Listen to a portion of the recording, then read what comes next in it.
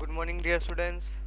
GBDL senior secondary school Mishrauli की online classes में आप सभी का बहुत बहुत स्वागत है। प्यारे बच्चों, आज की इस वीडियो में हम पढ़ेंगे इंग्लिश मीडियम की क्लास 4th की बुक नॉलेज वर्ड का चैप्टर नंबर 4 का पार्ट 2। सो डियर स्टूडेंट्स, इससे पहले वाली वीडियो में हमने चैप्टर नंबर 4 का पार्ट 1 कंप्लीट कर लिया था, जिसमें हमने ए के जो हमारे ए सेक्शन के सारे क्वेश्चंस हमने कर लिए थे।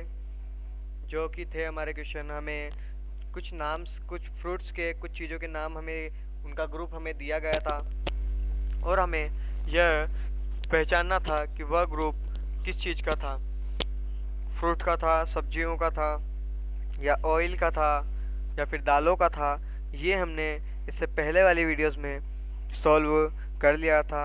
आई होप कि आप सभी ने वो सारे क्वेश्चन आंसर्स जो हैं वो अपनी अपनी कॉपी में कर लिए होंगे, और जो भी आपको डाउट हो वो अपने व्हाट्सएप ग्रुप पर शेयर करके पूछ लें। अब हम इसके बी सेक्शन के क्वेश्चंस करेंगे। बी क्वेश्चन से बी पार्ट के जो क्वेश्चन है वो देखिए हम पार्ट 2 में। आज बी इस वीडियो में हम बी के क्वेश्चंस करेंगे, जो कि है हमारे व्हाट आर दे कॉल्ड।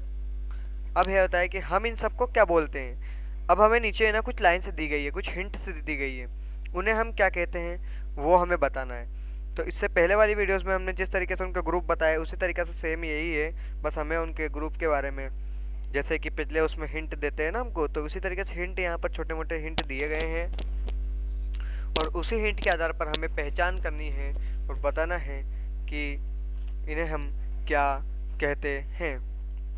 सो आप सब रेडी हो जाइए। देखिए क्वेश्चन नंबर 1 जो है हमारा वो है the world most expensive space by weight.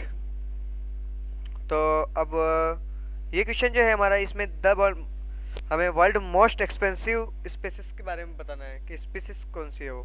तो स्पीसीज क्या by weight, by weight, weight के आकार, वेट के तौर पर, तो वह कौन सी है? सैफरॉन। तो आप उत्तर में लिखिएगा सैफरॉन, जो कि आपको हेल्प बॉक्स में डी नंबर पर मिल जाएगा, सैफरॉन।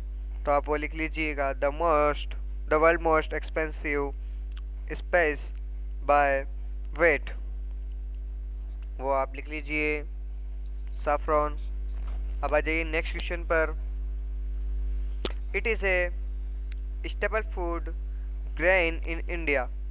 अब इसके बाद जो है वो बहुत ही स्टेबल फूड है, मत बहुत ही आम नॉर्मल टाइप से जो फूड होता है वो फूड है इन ग्रेन इंडिया का। तो वो कौन सा है? तो वो है राइस। कौन सा है वो? राइस। तो आप उत्तर में लिख लीजिएगा राइस। सेकंड के उत्तर में लिख लीजिएगा आप rice. It is a stable food again grain in India. Answer rice.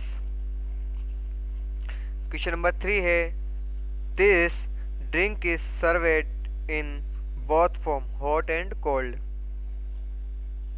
अभी ये जो है ना, अगला जो ये पदार्थ है वो ड्रिंक पदार्थ है, पीने का पदार्थ है, उसको दोनों रूप से हम यूज में ले सकते हैं, एक ठंडे रूप में भी और एक गर्म रूप में भी। तो ऐसी कौन सी चीज़ है जिसको हम ठंडे भी पी सकते हैं और गर्म रूप में भी पी सकते हैं? तो वह है